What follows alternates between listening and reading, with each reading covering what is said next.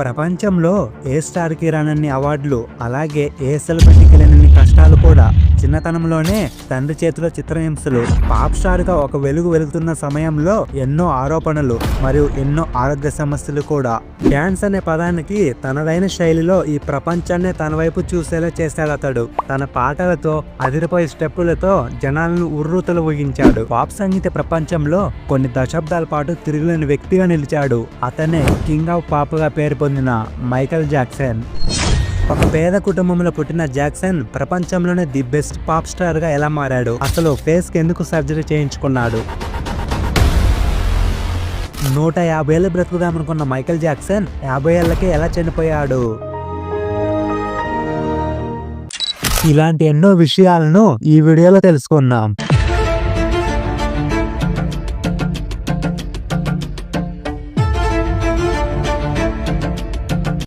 Michael Jackson 1958 August 29న అమెరికాలోని Gary నగరంలో జన్మించాడు. తండ్రి పేరు జోసెఫ్ జాక్సన్, తన తల్లి పేరు క్యాథరిన్. మైకేల్ జాక్సన్ 9 మంది సంతానంలో 7వ వాడు. జాక్సన్ తండ్రికి గొప్ప గిటారిస్ట్ అవ్వాలని కోరిక ఉండేది, కానీ కుటుంబాన్ని పోషించడం కోసం తన కోరికను పక్కన పెట్టి ఒక స్టీల్ కంపెనీలో పనిచేసేవాడు. కానీ తన పిల్లలను మంచి సింగర్స్ గా తయారు చేయాలనుకున్నాడు. అలా చిన్నతనం నుండి 5 అన్నదమ్ముళ్ళు మ్యూజిక్ నేర్చుకున్నారు. అయితే జోసెఫ్ జాక్సన్ జీవితంలో తను అనుకున్నది సాధించలేకపోయాను అనే కోపం, తన నిరాశను తన పిల్లల మీద చూపించేవాడు. వాళ్ళను విపరీతంగా కొట్టి హింసించేవాడు. పిల్లల పట్ల ఎంతో కఠినంగా, క్రూరంగా ప్రవర్తించేవాడు. తను చెప్పినట్లు పాడకపోయినా, తన మాట వినకపోయినా బెల్ట్ తో కొట్టేవాడు. అలా మైకేల్ జాక్సన్ బాల్యంలోనే హింసకు గురైపోయేవాడు. కానీ తల్లిదండ్రులు ఇద్దరికి తమ పిల్లల టాలెంట్ మీద మంచి నమ్మకం ఉండేది. దాంతో వాళ్ళ 5గురిని ఒక గ్రూప్ గా తయారు చేశారు. దానికి జాక్సన్ 5 అని పేరు పెట్టి వాళ్ళతో చుట్టుప్రక్కల ప్రదర్శనలు ఇప్పించేవారు. ఆ సమయంలో మైకేల్ జాక్సన్ వయసు కేవలం 5 సంవత్సరాలు మాత్రమే. ఆ 5గురిలో జాక్సన్ వాయిస్ అండ్ పర్ఫార్మెన్స్ బాగుండేది. ఈ 5గురు పగలు రాత్రి అని తేడా లేకుండా కొన్ని గంటల పాటు ప్రాక్టీస్ చేస్తూ స్టేజ్ మీద పర్ఫార్మెన్స్ ఇస్తుండేవారు. అయితే ఆ రోజుల్లో నల్ల జాతీయుల పట్ల కొంత వివక్షత ఉండేది. నల్ల జాతీయులు ఎక్కువగా బయట తిరగకూడదు, అందరితోనూ కలవకూడదు, వాళ్లకు అంతగా గౌరవ మర్యాదలు ఉండేవి కాదు. అందుకే మొదట్లో నల్ల జాతీయులు ఉండే ప్రదేశాల్లోనే ప్రదర్శనలు ఇచ్చేవారు. కానీ వీళ్ళ ప్రతిభకు తెల్లవాళ్ళు కూడా మంత్రముక్తులై ఆశ్చర్యపోయేవారు. అలా మోర్ డౌన్ అనే ఒక మ్యూజిక్ కంపెనీతో జాక్సన్ 5 కి ఒప్పందం కుదిరింది. దానితో మొదటిసారిగా వాళ్ళు మ్యూజిక్ ఇండస్ట్రీకి పరిచయం అయ్యారు. తర్వాత జాక్సన్ 5 నుండి వచ్చిన I want you back, the love you save, ABC ఇలా అన్ని ఆల్బమ్స్ కూడా మంచి సక్సెస్ సాధించాయి. కానీ మైకేల్ జాక్సన్ కి తనకంటూ ఒక సొంత గుర్తింపు తెచ్చుకోవాలనుకున్నాడు. అందుకోసం తాను ఒక్కడే పర్ఫార్మెన్స్ ఇవ్వడం మొదలు పెట్టాడు. తాను విడుదల చేసిన Ben, music enemy, for ever Michael, of the wall ఇవన్నీ కూడా సూపర్ హిట్ గా నిలిచి మైకేల్ జాక్సన్ ని ఒక ఇంటర్నేషనల్ స్టార్ గా నిలబడ్డాయి.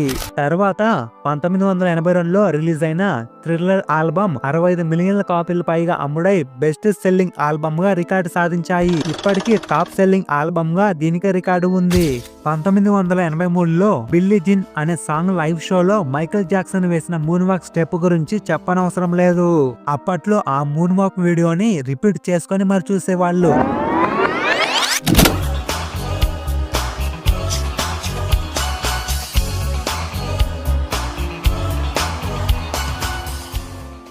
ఇప్పటికి ఎంతో మంది ఆ స్టెప్ ని అనుకరిస్తూనే ఉన్నారు. అలాగే 1991లో విడుదలైన డేంజరస్ ఆల్బమ్ ఒక సంచలనం సృష్టించింది. ఇలా మైకేల్ జాక్సన్ గురించి, తన పాటల గురించి ఎంత చెప్పుకున్న తక్కువే. విడుదలైన ప్రతి ఆల్బమ్ కూడా ఏదో ఒక రికార్డ్ ని, అవార్డు ని తెచ్చిపెట్టేవి. సంగీత ప్రపంచంలో ఉండే వాళ్ళకి గ్రామీ అవార్డు అనేది ఒక చిరకాలిక కోరిక.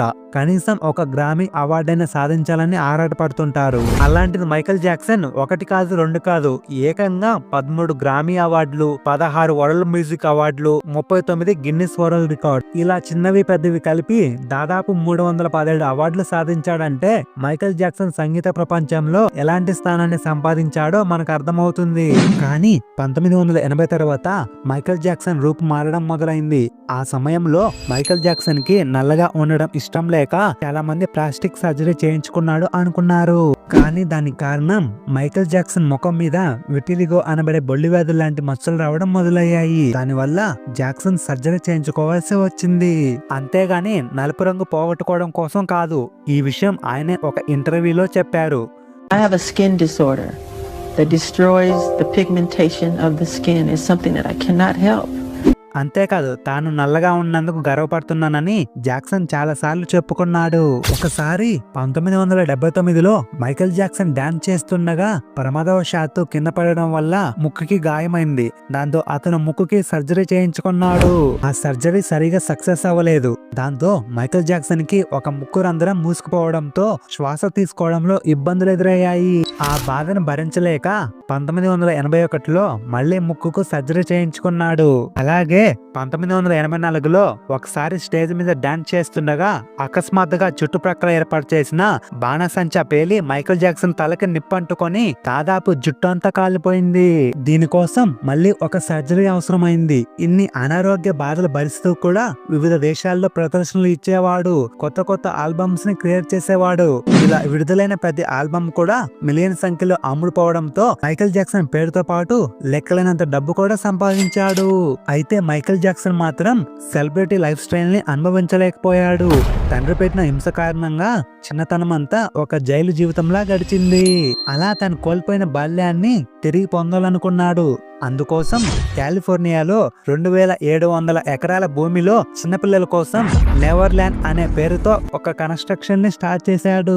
దీనిలో పిల్లలు ఆడుకోవడానికి park, swimming pool, video games, zoo, cinema hall ఇలా ఎన్నిటినో నిర్మించాడు. మైకేల్ జాక్సన్ ఎక్కువ సమయం ఈ నెవర్లాండ్ లోనే ఒంటరిగా నివసించేవాడు. వారానికి ఒకసారి కొన్ని వందల మంది చిన్న పిల్లలను పిలిచి వాళ్ళతో ఆడుకునేవాడు. వాళ్లకు విందు భోజనాలు కూడా ఏర్పాటు చేసేవాడు. మైకేల్ జాక్సన్ ది చిన్నపిల్లల మనస్తత్వం. స్టేజ్ మీద తన ఆటపాటలతో జనాల్ని మంత్రముక్తులు చేసే జాక్సన్ స్టేజ్ దిగితే మాత్రం సిగ్గు భయంతో ఉండేవాడు. సమయం కుదిరితే చిన్నపిల్లలతో గడిపేవాడు లేదా ఒంటరిగా ఉండేవాడు. ప్రపంచంలోనే అత్యంత ఒంటరి వ్యక్తి తానేనని చాలా సార్లు చెప్పుకున్నాడు. అయితే తన ఒంటరితనాన్ని పోగొట్టుకోవడానికి మైకేల్ జాక్సన్ కొంతమంది చిన్నపిల్లలని తనతోనే నిద్రపొమ్మనేవాడు. ఈ సమయంలోనే మైకేల్ జాక్సన్ చిన్నపిల్లలను లైంగికంగా వేధిస్తున్నాడని ఆరోపణలు వచ్చాయి. కానీ జాక్సన్ ఆ ఆరోపణల్ని కొట్టిపాడేశాడు. తనకు చిన్నపిల్లల మీద ప్రేమ తప్ప వేరే ఉద్దేశం లేదని వాదించాడు. కానీ కోర్టు వినలేదు. కొన్ని కోట్ల రూపాయలను ఆ పిల్లవాడికి అపరాధ రుసుముగా చెల్లించవలసిందిగా ఆదేశించింది. ఒక పక్క ఈ కోర్టు ఖర్చులు, మరొక పక్క ఈ నెవర్లాండ్ మెయింటెనెన్స్ ఖర్చులు. వీటన్నిటి కారణంగా మైకేల్ జాక్సన్ అప్పుల్లోకి వెళ్లిపోయాడు.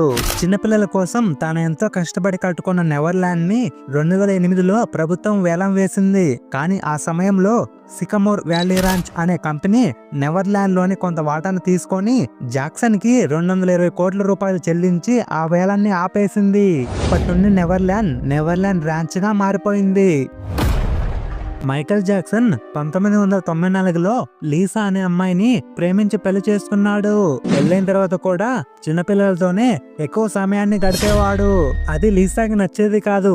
దాంతో 1996లో వాళ్ళిద్దరు విడాకులు తీసుకున్నారు. అదే సంవత్సరం తనకి నర్సుగా పనిచేస్తున్న డెబ్బీ రవ్ అనే ఆమెని పెళ్లి చేసుకున్నాడు. వాళ్ళకి 2 పిల్లలు. కానీ వీళ్ళు కూడా 1999లో విడాకులు తీసుకున్నారు. జాక్సన్ కి 3వ బిడ్డ కూడా జన్మించాడు. కానీ ఆ బిడ్డకి తల్లి ఎవరో ఇప్పటికీ ఎవరికి తెలియదు.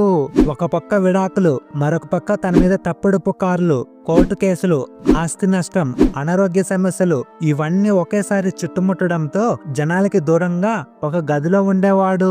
ఎవరిని కలిసేవాడు కాదు, నిద్ర పట్టేది కాదు. దాంతో స్లీపింగ్ టాబ్లెట్స్ వాడేవాడు. ముఖ్యంగా ఎనస్థీషియా కోసం వాడే ప్రొపోఫోల్ మందును ఎక్కువగా వాడడం వల్ల మైకేల్ జాక్సన్ ఆరోగ్యం విపరీతంగా క్షీణించింది. ఇవన్నీ తీసుకోవడం వల్ల జాక్సన్ బలహీన పడిపోయాడు. ఊపిరితిత్తులు పాడైపోయాయి. చివరకు 2009వ సంవత్సరం జూన్ 20వ తేదీన గుండెపట్టు కారణంగా జాక్సన్ తన 50 ఏళ్ల వయసులో మరణించాడు.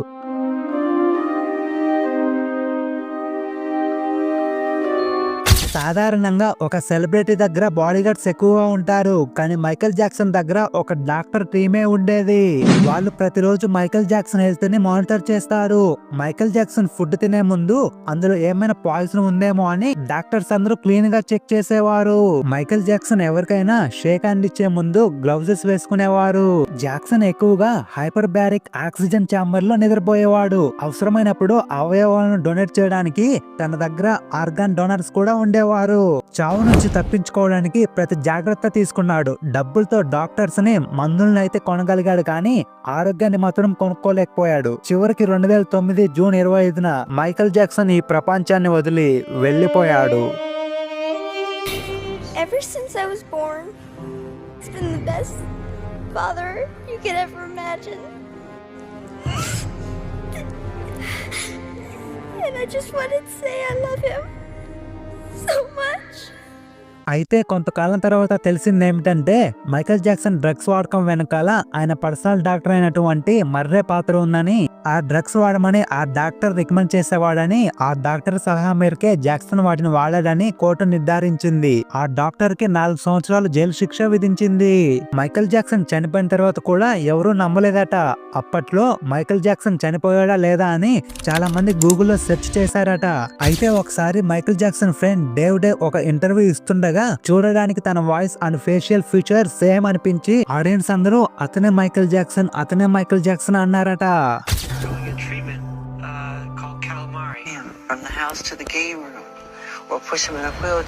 ఏది ఏమైనప్పటికీ ఇప్పటికీ కూడా ఎంతో మందికి మైకేల్ జాక్సన్ ఒక రోల్ మోడల్ గా నిలిచిపోయాడు. ఇలా ఒక చిన్న స్థాయి నుండి ఎన్నో కష్టాలు పడుతూ ప్రపంచంలోనే one of the best musician గా, సాంగ్ రైటర్ గా, డాన్సర్ గా ఎదిగిన ఆయన జీవితం మన అందరికి ఒక ఇన్స్పిరేషన్.